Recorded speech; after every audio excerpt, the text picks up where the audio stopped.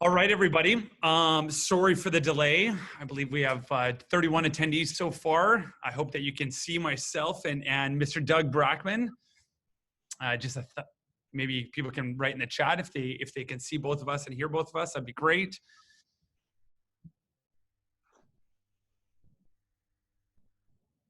And there's no chat right now. Yes, you can. Thank you. So here we are. We are lucky to have Mr. Doug Brackmann with us today. And myself and Doug have known each other for the last 4 or 5 years. Fortunate to know each other. Well, I know I am anyways. And this is our first. I've tried to teach you meditation multiple times. Are you meditating? Oh, yeah. Yes. Good. This is the first of many mindful meetups that we've arranged and organized for our community, and Mr. Doug Brackmann is obviously Dr. Doug Brackmann is with us today. So what we're going to do is we're going to open up to obviously him to take the floor and take the lead on this this phenomenal next 30 minutes or 45 minutes, and I'm going to do a brief introduction. I'm going to pass over the floor to him. So, Doug, you've been working in this space for over 15 years, work with many entrepreneurs, Navy SEALs, inventors, business professionals, pro athletes, and obviously teaching them how to stop the self-sabotage. And you've written a book called Driven. And today you're talking about what is fear and why exercise is so important. So I want to, pass over to you and let you take it from there. All right. I am honored to be here. Good to see you. Crazy times, isn't it? This is wild. Yeah, the online space. But I went almost completely virtual about a year ago. So it has been almost no disruption to my life or business. And it's been wild to listen to the collective unconscious of fear just overtake the world. As a cultural anthropologist, this is just brain candy. It is wild to watch, but if you're in it, it is something different. So really kind of not sure exactly where this is going to go, but I'm an expert in a couple things. One is the neurobiology of fear and what is fear and why we have it as a species and why we are designed to have it as a species and will always have it as a species no matter what we do. So hopefully one of the big takeaways is fear is normal. We're supposed to be scared all the time. But, helplessness is this other thing that we are painfully aware of because of the virus that's out and about right now. But it's not new. We are always helpless as a species. So that's the other thing, that this is not necessarily a new thing happening to us, but it's reminding us of something very profound and very deep, that we are helpless as a species ultimately for our own safety. And I will do this as interactive with you as you will let me. So what is fear to you, Curtis? It's a good question. I think it's, I didn't expect to be put on the spot like this. I would, naturally, I think it's any emotions, including fear, I think are deep rooted, right? Like, so our how we project things or react to things is generally ingrained in some way, like whether it's whether it's ancestrally or possibly obviously something that occurred to us early on to create that emotion around things.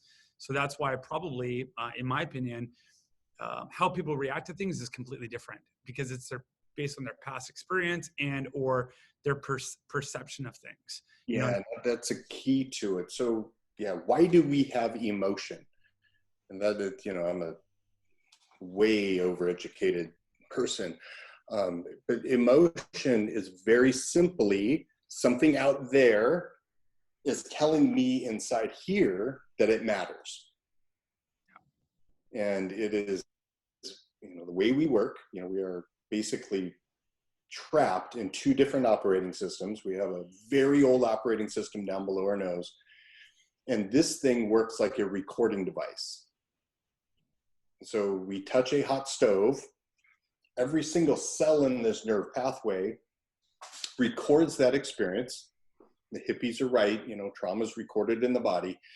And it comes up through this central nervous system, hardwired, literally. It remembers that experience, little ticks in the DNA, comes to this central nervous system into this spine, the original brain, the original mind. And that spine, use this as a model. So we have a spine, we have brain stem, we have limbic, and we have neocortex. But this thing sends back an immediate impulse to pull away from the danger. That too is recorded. And so we have a wiring system recording to it, and then we have muscles to contract. It is unthinking, which literally means it is a reflex. And so that doesn't get you in trouble. What gets you in trouble is this little sucker right here. It is limbic system, if you touch a stove, records, like you were saying, records that experience, records a pattern. Square metal box with 4 burners. Then this thing, this limbic cluster, this unconscious, it's not a mystery, it's right here, puts this in giant invisible radar out to the world, looking for those patterns that match. And when a pattern matches close enough, literally we feel a little bit of that trauma in our body. So you walk into the kitchen, unconsciously you see the stove and you feel a little bit of fear or bracing in the body. And that is this unconscious, and there are tens of thousands of these schemas or patterns recorded in our brain and in our body telling us how to navigate the world. Right. Most 90+% of them are tuned out, meaning that we're not even conscious that we're under this tension all the time. If it's strong enough, it'll make it up into our higher brain functions. So this deeply, kind of wiring system that's in our body, it is fear-based. So as we're alive, all of these experiences are recorded. And as you were saying, transgenerational trauma, kind of something I've been into as of late, means that when we're in our mother's uterus, in our mother, getting wired from the beginning, we have transgenerational, past generations of trauma stuck in our body. So why am I scared of this is completely, it is just unbelievably complex about why would we have, fear of whatever. But as long as we're awake, we are somewhat in fear. All the time. This thing operates in real time, meaning that you can look around the room, and as long as there's no cave bears or saber-toothed tigers, the biology of this is designed to go into rest, restore, relax, heal. Real-time operating machine. What gets everybody in my world, and why meditation is so key, and exercise and all these other things we do, is because this thing up here is a time machine. So all of those patterns, you can, invite the entire audience to even think about a stove or getting burned on a stove. You can feel that little bit of ping to your radar in your body. And so this thing, all of that noise happening in all of our heads, is simply running through scenarios or these different patterns or potential fears. Keeping this body jacked up on adrenaline all the time. And so you want to flip out. Yeah, turn on the news and just watch the news for an hour. It's just, I was going to say that, a lot of times we talk about fear based on past experience, whether it's physical, emotional, you name it, but we're bombarded with, media and other, perspectives and, such as the news that's going to instill fear. Right. And so, from an emotional standpoint, I assume. So, you talk about physical, touch the stove, don't go back there, or, ancestrally or, generationally, whatever term you want to use. But there's elements that it's not just about what we do, what we touch, how we feel. It's emotionally, like what we're exposed to. And that could be, i.e. the media as an example. Yeah. And it's, capitalism. And I'm not a socialist by any stretch of the imagination, but it's Marilyn Manson, that great artist, philosopher says, they scare us so we buy things. Mm-hmm. And that is, the media is based on scarcity and lack and, fear that if I need this thing, then I can feel better. And, that's the way we are manipulated with it all. This COVID-19 and this amount of collective fear, this is gets kind of weird and woo pretty quick, but you have a herd of gazelles, and one of the gazelles in the front of the herd hears something, sees something that could be a threat. It gets pinged to the radar, it gets scared. What happens to the rest of the herd? You have this ripple of energetic fear go through the entire herd. And whose fear are you feeling? Yeah. And so you feel this, and I'm very energy sensitive because I've been meditating for so long, and I'm not a hippie either. But it is this, collective tension that is in the world right now. And, if you're a gazelle kind of in the middle of the back of the herd somewhere, questioning whose fear am I really feeling? Is it even mine? Yeah. Can help you discern or actually figure out that, this thing that you may be flipping out about might not even be your own. Yeah. And the closer it is, the more it impacts us, right? So I was talking the other day, I live in Vancouver, British Columbia, and we don't have, we've been, flattening the curve and controlling the spread of this virus as much as possible. And, in the grand scheme of things, we have, I think it's 6,000 around approximately in all of Canada, right? Not British Columbia, not Vancouver. And it's kind of surreal. Everybody's isolating. The self-distancing is in full effect in Vancouver. Yet I don't know anybody that's, contracted or tested positive for COVID-19. I don't know, the neighbors aren't. So obviously you compare that example to it being the heart of Manhattan as an example, your fear is going to just naturally rise. Well, that goes directly into, why meditation or any of these presenting practices are so important, is that, we're constantly living in a state of denial or more importantly, illusion, because we react to the stove in this braced, scared way, whether it's on or not, mm-hmm.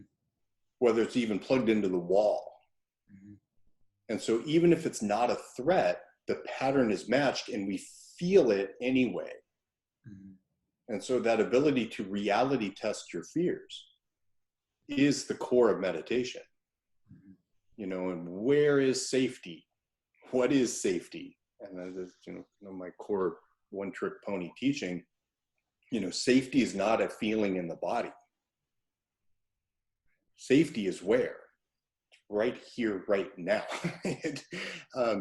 That's a little bit of philosophy, but mostly biology, and it's a fact. And I hope I'm alive and I get to witness the world when a meteorite's coming. Right. Because it is just, right now we are safe. But 2 weeks, 2 months, 2 years from now, we have no ability to really control that meteorite. Right. But the illusion of control, and for all my control freaks out there, me being one of them, this working with the Navy SEALs, it's a 3-foot kind of box around you of what you can really control. Right. Beyond that, your circle of influence or your ability to keep you safe, it just gets smaller and smaller and smaller and smaller and smaller. So now that, that being said, I mean, you look at it and obviously there's a level of risk mitigation in anything, right? So if someone's going to go climb a mountain, they're at further a greater risk than someone that stays at home. You would think. That's perception. That's perception. It's a classic example. Driving to the airport is way more scary or way less scary, but way more dangerous than the actual flight itself. Right. What's different is your level of control.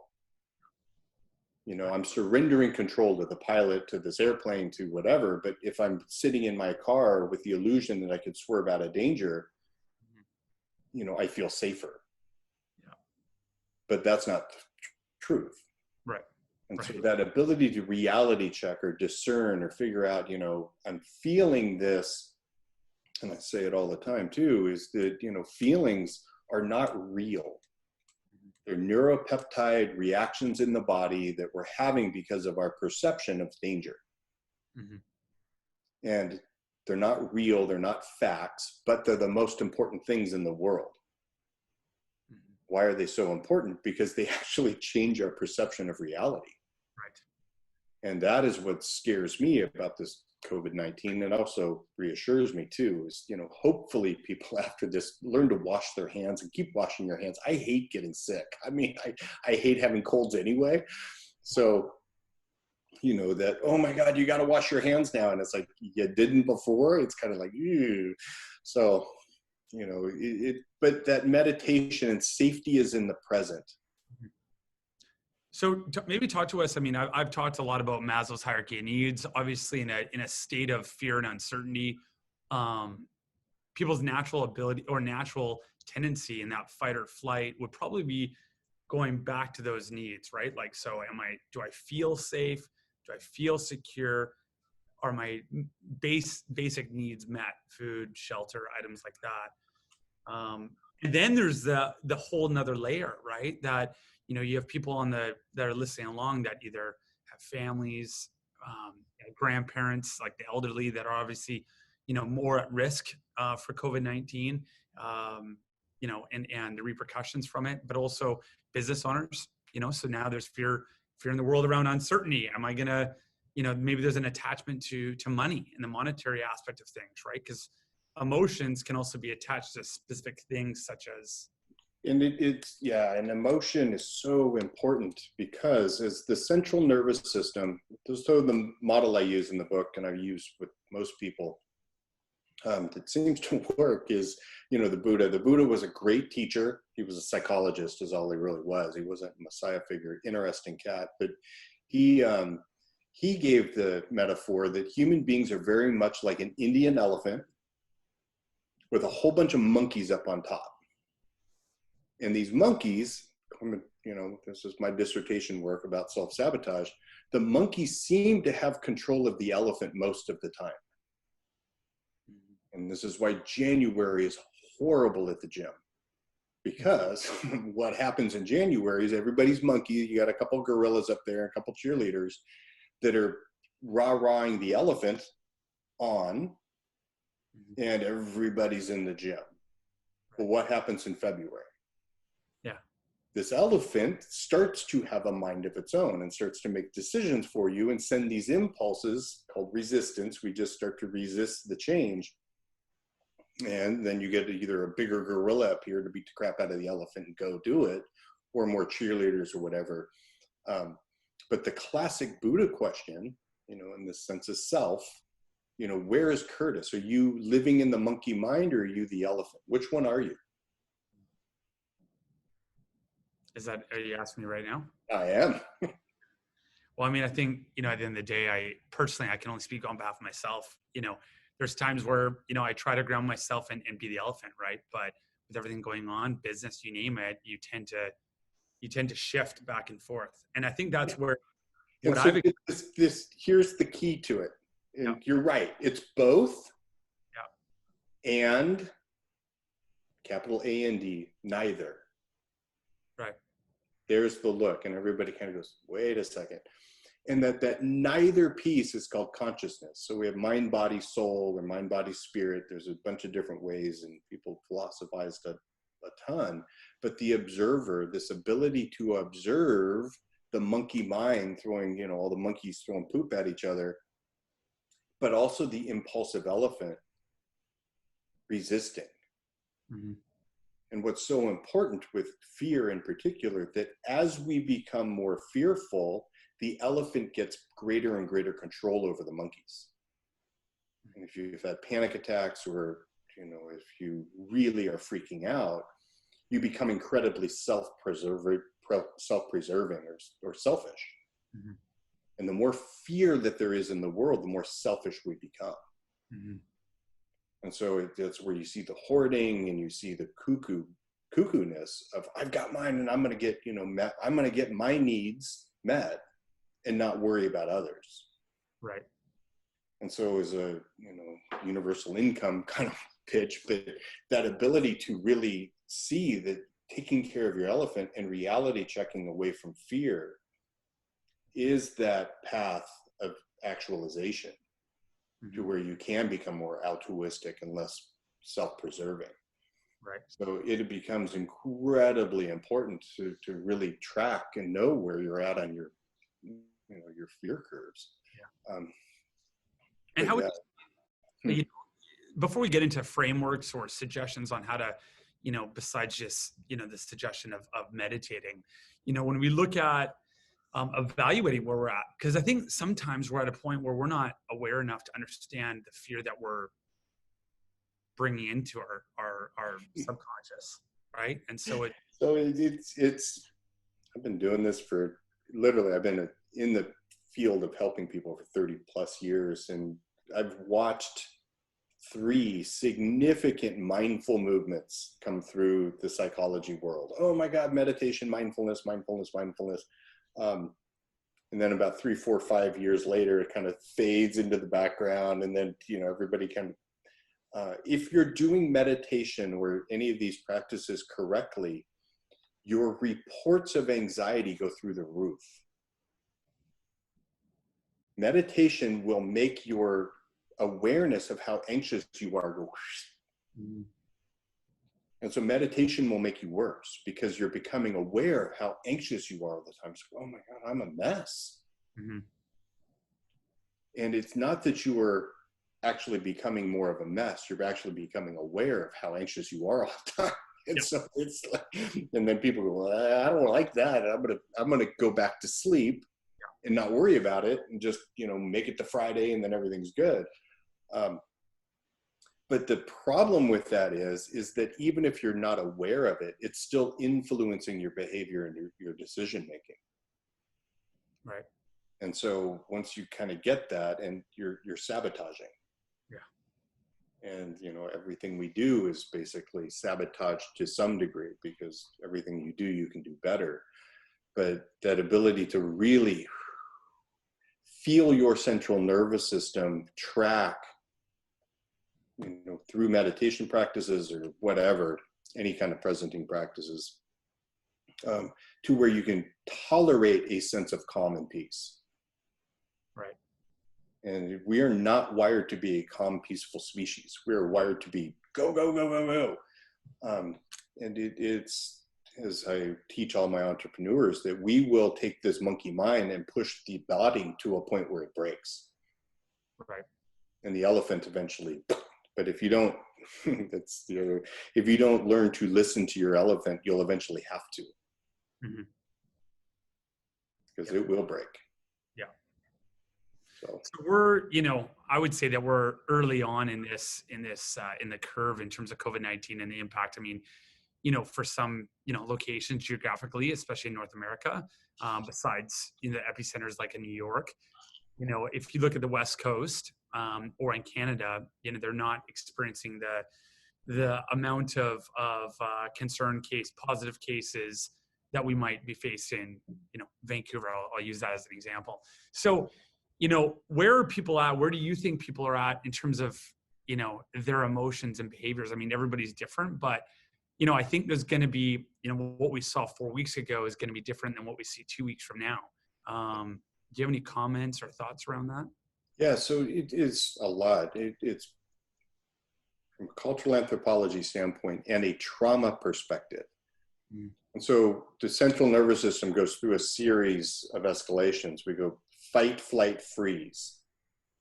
And when something happens that we really can't control and we have helplessness, we go into shock. And I think we saw global shock over the last 2-3 weeks, to where people are just like, oh, wait a minute. We don't know how to think or feel about this yet. Yeah. And it's just scary and bad. And that shock, where everybody kind of freezes and just, whoa, we're starting to see some trickles of people coming out of shock.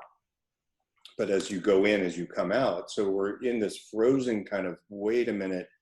But then you see these real waves of terror come through people. Like, whoa, this is, the worst thing ever to happen. And then you see a lot of people still in denial. Mhm. Oh, it's just the flu. Yeah. And it's, we don't know what it is yet. And so you'll see this waffling. And that is a normal herd response. And it's really interesting that so many people, and you'll see differences within families, people arguing within a family structure. That's no big deal. It's the worst thing and it could kill grandma. So we're still sorting it out. Yeah. And I think in 2 weeks, 3 weeks, a month, we should be able to have some more data points to really see how scary is this. Right. And what do we need to do to get safe? Yeah. And, there's people on both sides, wanting to be right and have the big I told you so.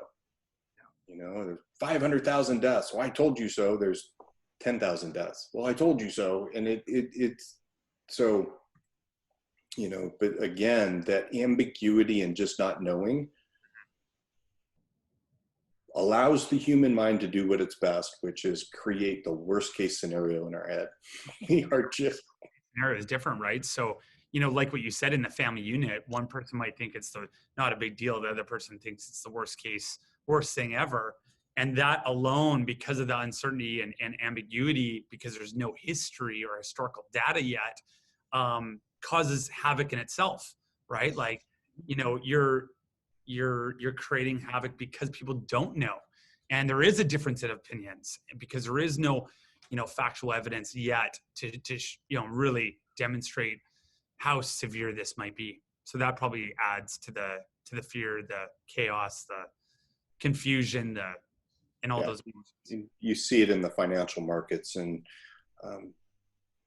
we just don't know. Mm-hmm. But again, this is not new.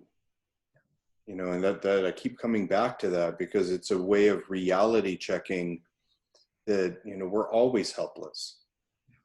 And would you really want to know if the Earth was going to end in a week because of a meteorite? Mm-hmm. Would you really want to know? It's like, no, probably not.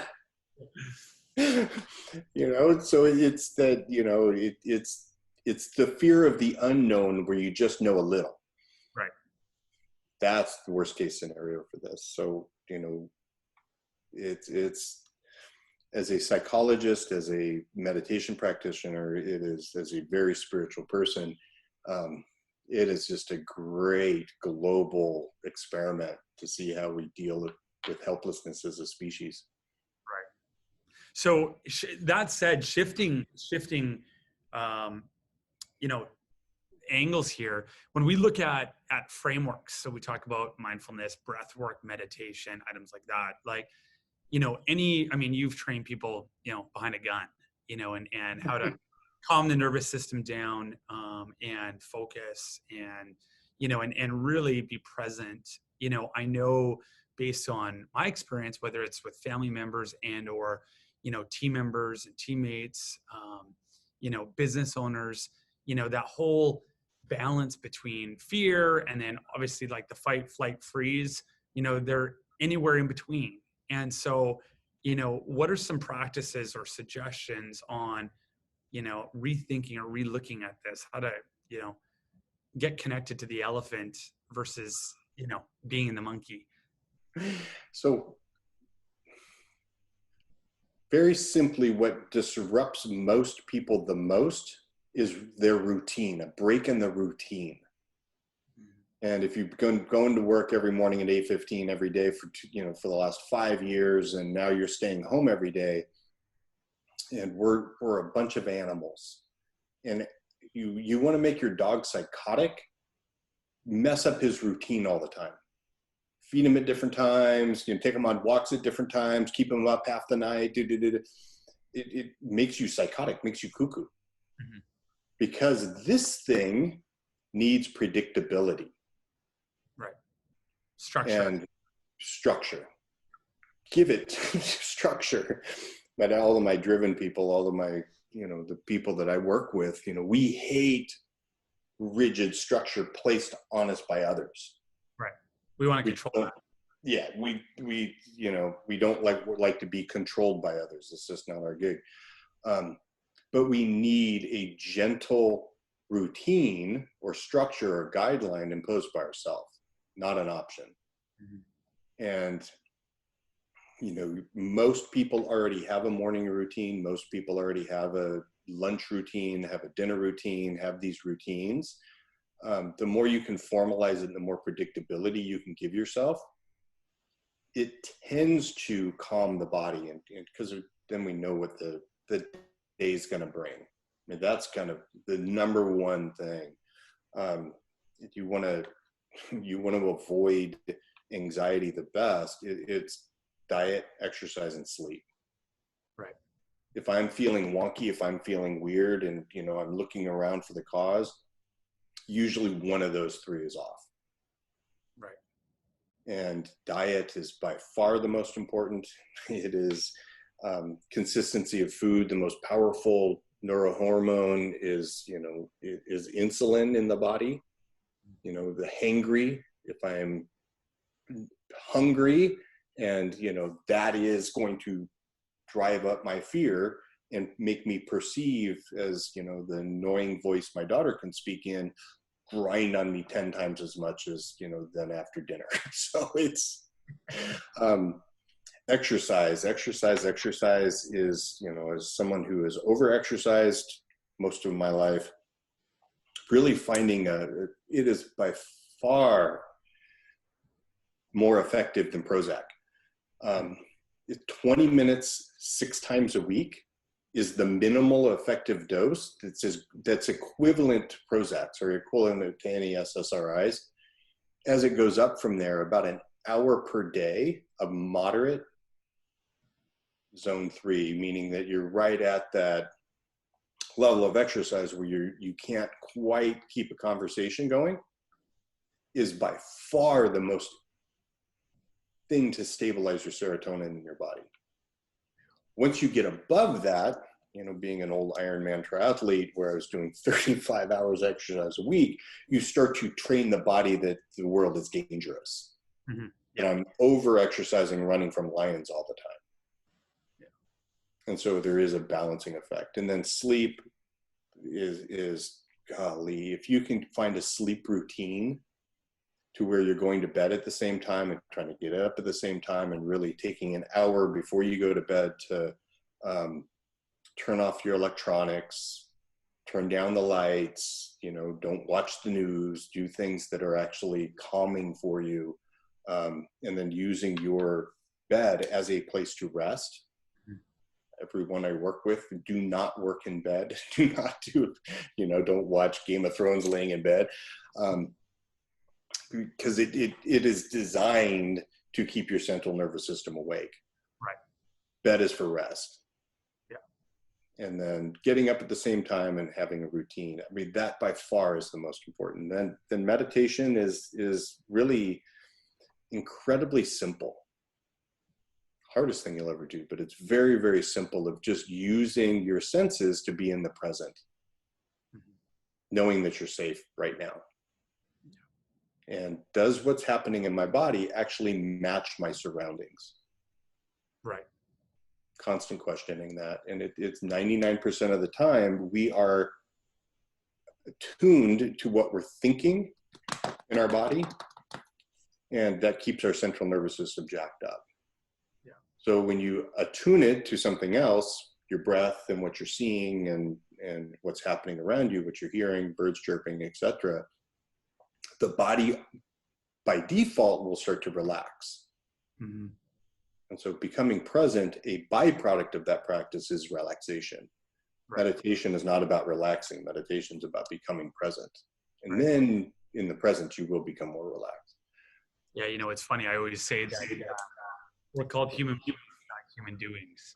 And, you know, being present and being available the outcome of that and the result of that will calm the nervous system down and reduce that fear and anxiety through breath work, meditation, whatever it is. But it's about being. And obviously that's an adjustment too in itself, right? Because you go back to the first recommendation, which is routine, and everybody's out of it, right? Majority of people are out of that routine. And, you know, combine that with fear, I'm sure the natural reaction to to that is retracting, retreating, and going inward. So now we're actually paralyzing ourselves to actually do the things that you just recommended, which is, sleeping, eating, like a proper diet and routine around that, exercise, and then as well as obviously any kind of practice such as breath work or meditation. So instead we hunker down and we get in this, retracting, retreating, questioning, fear-based mode where, we almost get paralyzed. And that's in fact the complete opposite thing that we should be doing.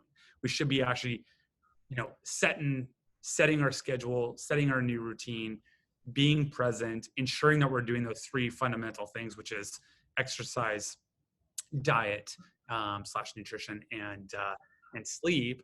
And then hopefully things will fall into place after that. Yeah. And it just, as the emotion, that's the other thing I teach often, there is no emotion in the present. Emotion is literally an interpretation of the sensations I'm feeling projected into the future. Mm-hmm.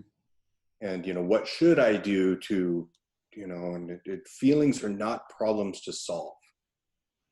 That you can burn that into your brain somehow. Well, I need to get out of this because it's making me feel bad. Mm-hmm. Is as I teach my 11-year-old daughter, I mean, that is the way to have chaos in your world. If you're using your emotions as the primary rudder to make decisions, it just creates more chaos. Right. Where if you're using, a piece of paper and writing out a schedule and gently coming back to that schedule again and again and again as a guide, not as a rigid checklist, but more of a guide to, this, if I continue to do this, I'll have more predictability. Then I'll start to relax into the new normal. And, bandwidth is something else. That was my doctoral research of self-sabotage, that we are not wired for better. The elephant isn't wired for better. The elephant is wired for the familiar. And we have a band of how familiarly good we can tolerate. And this is why we go to the gym and get good and good and good and good. And then we start to feel resistance to get back to, unfamiliarly bad. It's like, man, I'm a mess. I got to get my proverbial crap back together. And then we'll work up towards this. But all of that is unconscious. Mm-hmm. And it's that ability to feel that resistance, but then gently keep coming back to a tolerable change that you can keep. Right. That will allow your entire bandwidth to move up. Yeah. And, I teach this in an interesting way, that it's, friends, family, fitness, finance, fun, and faith, or finance, romance, and health, basic three categories of our world. All the guys I work with, including myself, is I will optimize one of them in my best shape of my life, but, my relationship is complete trash. And so it is that all of them moving forward. Right. And that is, overall, I'm doing better. Right. And there is no finish line to better. There is no perfect health. Yeah, but your relationship, or, I make a ton of money, but I'm, 200 pounds overweight. And so it's that slowly moving all of them up in a tolerable way. It's micro goals and micro commitments, and keeping them is the secret. That's the secret to a meditation practice, is to keep it. Yeah. Awesome. Well, you know what? I'm cognitive of the time, and we have, 15 minutes left. I'm sure there's some questions. So we do want to open up. There's a Q&A at the bottom. If you do have any questions about, the situation at hand globally, yourself personally, obviously we'll keep things concise, but would love to open it up if there is any. And if not, we can keep on talking. So just want to see if there is any.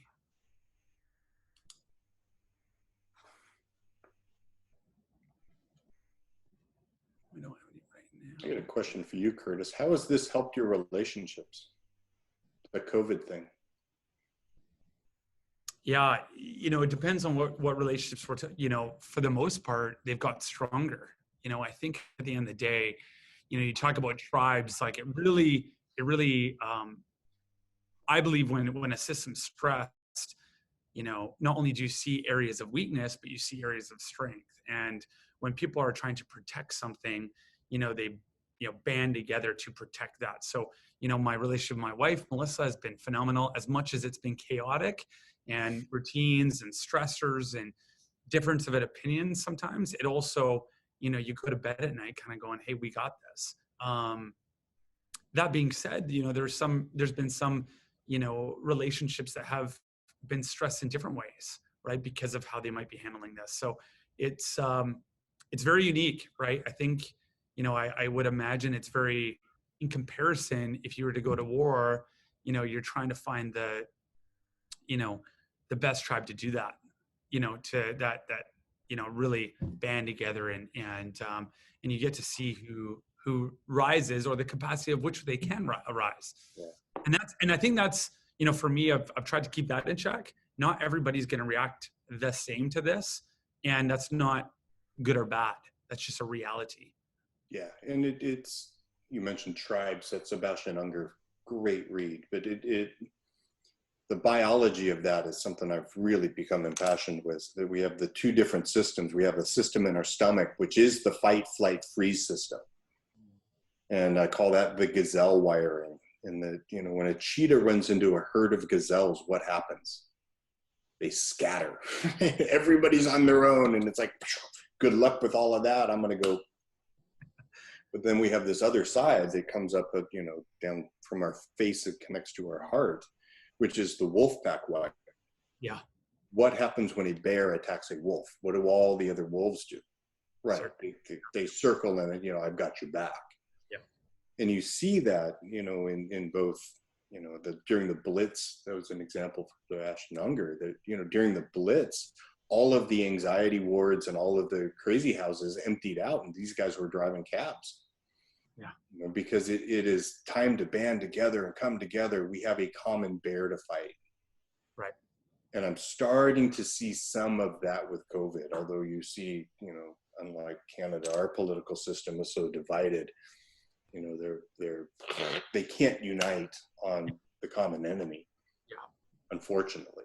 Well, even to do with the masks, the governors are fighting against supply and out competing against each other, or competing against each other for the supply. And it's just not the way it should be done. We do have some questions, actually.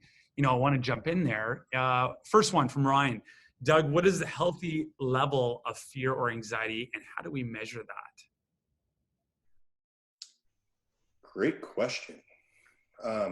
So mental health, how do you find mental health? It's the capacity to actually make good decisions based on consequences. And so literally a healthy level of fear for me is that I am taking, I think you said it earlier, Curtis, the appropriate level of caution and being able to play both side scenarios. It's like, what is it a snake or is it a stick? Mm-hmm. And if I'm really scared, it's a snake.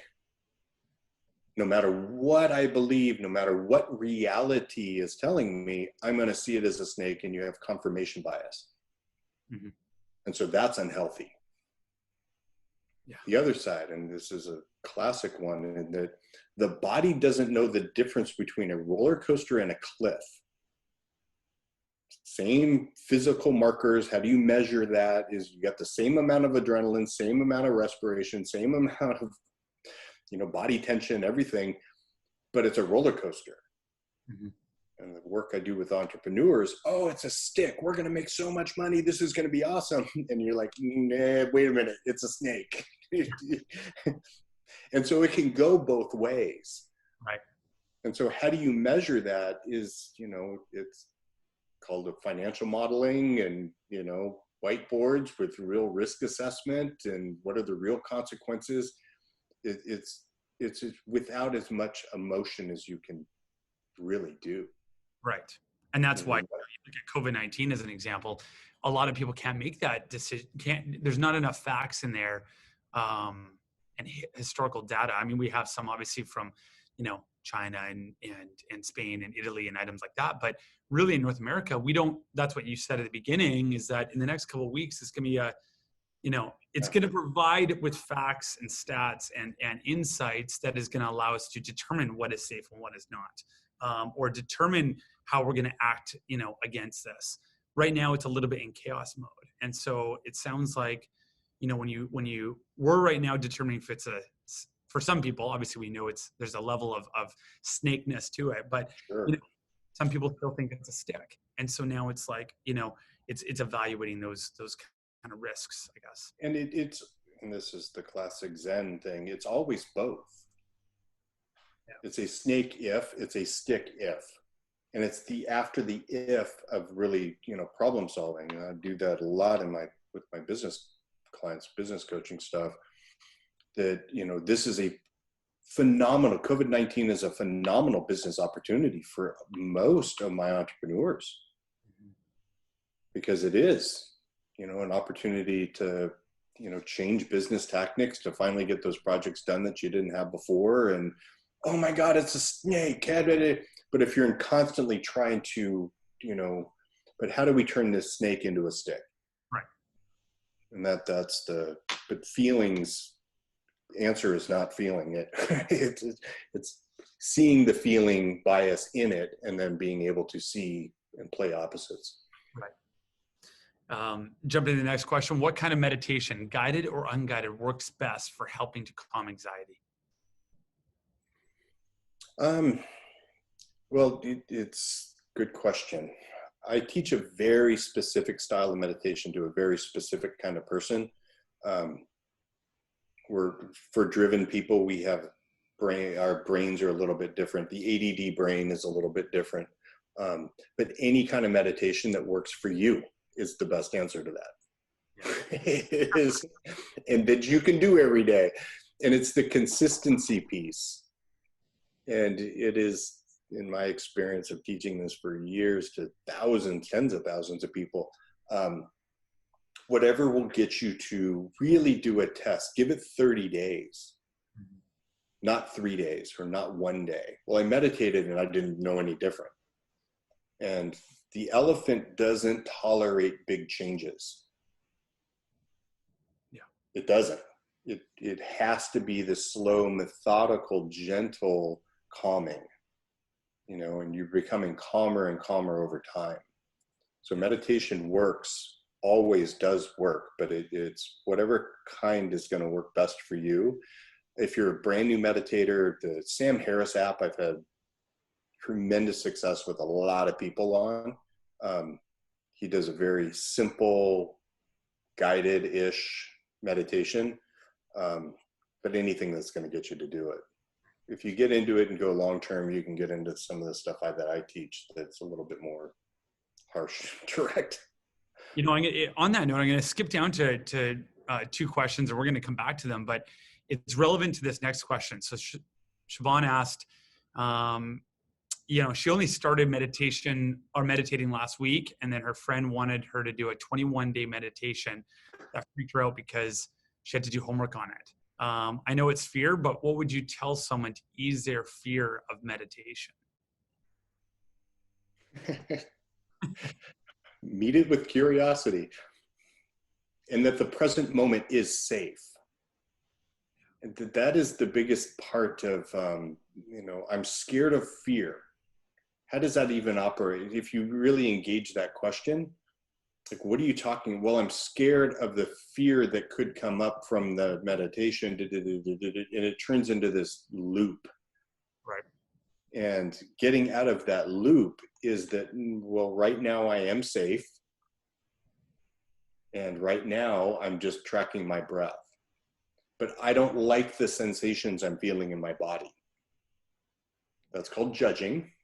Mm-hmm. You label that judging, and you gently come back with more curiosity to what sensations. And as a meditation teacher, we are a fear-based, problem-solving, seeking animal. And breaking that habit is difficult, especially beginning meditators. But noticing what are the positive sensations. And as I teach all my Navy SEALs, You cannot have fear unless you're safe. Right. You can't. And it's only after you're being shot at do you feel scared. Or it's before you get out of the helicopter that you're scared. Once you're out of the helicopter and you're actually in danger, you're not feeling fear. Mm-hmm. If a cave bear is chasing you, you're not scared. You're running. Yeah. That's all you're doing is running. It's after the fact when you're safe that you're scared. So it's really changing your entire understanding of really what fear is. Can be incredibly helpful. Right. You know, there's scared of something that isn't happening right now. Right. There's a quote that I love, and you know, our mutual friend, Dr. Dan Engel, shared with me, or maybe it was Virgil, that we both know. And the cave you fear to enter holds the treasure you seek. And that's Joseph Campbell. Yeah. You know, it is this, deep shadow work, and you know, fear is the greatest teacher you'll ever have. And you, for me, embracing my fear because I am safe. How does it feel to know I'm safe? Well, that's different, but there's fear there too. Right. And as you start to get longer, you know, into these meditation practices, and you really start to see that there's always yin and yang, there's always something else besides fear there. Mm-hmm. And I have resistance to the fear, and that fear and the resistance, you start to feel the bothness, and it becomes a very interesting dance within the body and the brain. And it's curious as hell. So the darkness, you know, the treasure that you seek is through that fear. Fear is the treasure. It's easy to say. Right. Okay, going back to a couple last questions. What is the best thing we can do to support those and ourselves when we see that main driving force is fear and or emotion? That's the greatest suffering happens when we're scared and alone. Mm-hmm. And you want to get in a fight with your wife, tell her that her fear is ridiculous. Mm-hmm. And the better option is to actually understand her fear and be with her in her fear. Mm-hmm. But don't validate it. And it's I'm with your fear, but I'm not confirming, it's a snake. Right. It sucks that you really see that as a snake, and it really does suck. And so if I can join with someone's fear, but not fall into it with them, or validate it, or get looped into it, or feed it, that is the most helpful thing you can do as a species, because it's really triggering that wolf pack wiring. You know, that they're scared out of their brain, and man, I'm gonna fight that bear with you. Right. And don't try to convince them it's not a bear. It's like, that sucks. It might be a bear, but you're not alone. Mm-hmm. And then you see fear connects us. Without fear, we don't have deep connection. Yeah, you know, it's funny you mentioned that. I think they say that the highest open rate of any email, the subject line was "You're not alone." I mean, you know, the reality is people want a sense of comfort and security that they aren't alone, and they aren't going to fight this battle by themselves. Whatever it is, you're not validating that battle is what you see, like what you said, or that it is a snake or a stick, but that they have comfort knowing that if it is a snake, that, you know, you've got them. Yep. And that is one of the biggest gifts of fear, is connection. I use a metaphor in my book that my daughter was naked outside. She was 2 years old, and let out this blood-curdling scream, horrific terror scream. And wife was inside and prego with daughter number 2. And immediately what happens to my wife's central nervous system is she's just panicked too. She goes running out to see what's going on with my daughter, and immediately they catch eyes. You're freaked out, then I'm freaked out. That means you care about me. The mirror neurons in the body and all these wonderful neurochemicals start to, build our attachment with each other. Wife's neocortex, monkey mind, is much more developed than the 2-year-old, and sees literally my daughter running from poop as it's falling out of her rear. And that ability, though, for my wife to go, oh, you poor little thing, come here, and literally gently lean in to nurture my daughter as she's terrified, allows my daughter to actually not only become potty trained, but that ability for her to really feel that, I don't have to be as scared as I was, and I'm not alone in it. One, a classic example of that, like, thanks for sharing that example. A classic example, I have 2 young kids, is when a parent, a child falls down on their bike, a young child, they're learning to ride a bike. And then the parent freaks out, comes up, eyes bulging out of the head. Kid's not even doesn't even know what happened yet, doesn't see blood or anything like that. And they just panic when they see blood, or panic because the parents, panic. When usually, generally speaking, if we're calm and we approach them and lean into them and support them, the reaction is not going to be the same. Right. But also not, oh, it's no big deal, not, and try to, you got to just be with them. Just be present to it. Yeah. So. Cognitive of time. I know we started a couple minutes late. I'm just going to wrap up 2 more questions. Is there a simple thing or practice we can do when we are feeling very acute symptoms of panic or anxiety, other than deep breathing? Eyesight. Yeah, really anchor safety's not in the body. Safety is in the room you're sitting in. It's outside of the body. And so all of my panic attack people, it's a literally something inside panic attack is something inside of my body is telling the monkey mind that I'm going to die. And it gets into this loop that, oh my God, I can't control my body and my body's freaking out. And if I keep feeling, they're literally locked inside their inner world. And so the simplest way to do that is really anchor yourself in the outer world. Mm-hmm. You take a big breath in, you hold it, and then you look around the room and really feel the outside of the body. Look and anchor yourself, look at a tree, anchor yourself outside of the body, and slowly let the breath out. And it feels literally like you're coming out of the panic and into the world again. And that panic attack, I said it earlier, that anytime the central nervous system gets to a certain point, we become incredibly selfish or self-absorbed, lock into the sense of self. So the most helpful thing really is to get out of the self and get into the world again. Right. And so there's a little bit of biology and a lot of philosophy in there. I'm safe and I'm in the world again. Yeah, but the panic's still here, but it's a little better. And you do it again, do it again, do it again, do it again.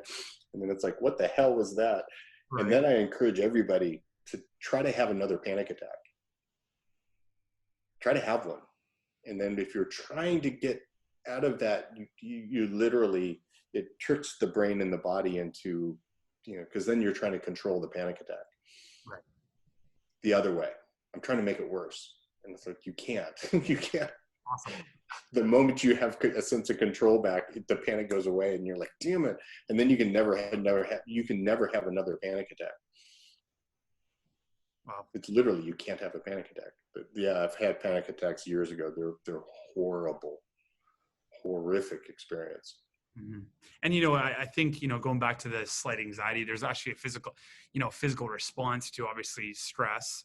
But also, you talk about sleep and, possibly alcohol consumption, items like that. I mean, there's the actual physical response from, HRV, heart rate variability associated with that people can, that's 2 different things too, right? I mean, your body's responding to what you're putting in your body, or lack of sleep as an example, that might provide a response that's very similar to the emotion around fear, as an example. Yeah, and HRV is something I know an awful lot about, but it depends on a lot of things, but it's actually a very good measure. Right. Yeah, if it's measured right. Last question, and we're going to wrap it up here. Is it better to meditate in the morning or the evening? Depends on the ruler you're using for better. It's the tradition is first thing in the morning, somewhere in the morning, because the cortisol levels are highest, which means that you want to catch that where you're going to get the most benefit. It's harder in the morning because your cortisol levels are higher. And so better in that ruler, you're going to get more benefit from it if you can do it somewhere in the first 15 minutes of waking up. And you know, the basis of that is the fact that it sets your intentions and behaviors throughout the day, I would assume, but it's just more difficult to get to that space because of your cortisol levels. Yeah. And it's the elephant wants to be in charge and wants to get the gate going and wants to be, and that ability to really not control the elephant, but give the elephant an opportunity to coast to a stop. So awesome. I do need to go. Doug, thank you very much. Sure. I had a blast. Your insights, knowledge, and expertise, and yeah, thank you the community for following along. So appreciate it. Thanks, Doug.